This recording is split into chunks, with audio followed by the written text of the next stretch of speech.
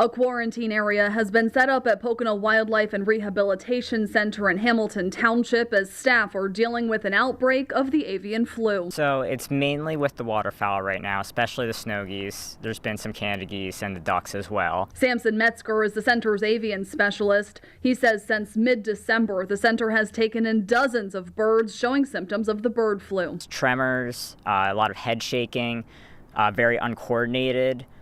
They're struggling to balance. They'll maybe walk a few feet and then they just sit down for a while.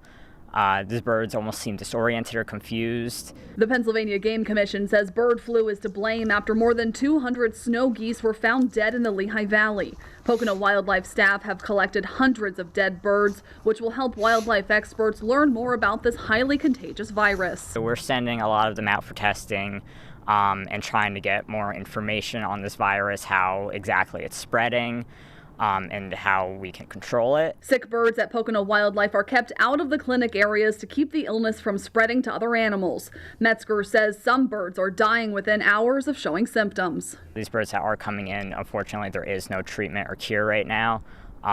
So they do have to be euthanized immediately, and at that point, it's for the better. Pocono Wildlife is in need of donations of personal protective equipment to help keep staff safe. We have information on how to help at WNEP.com.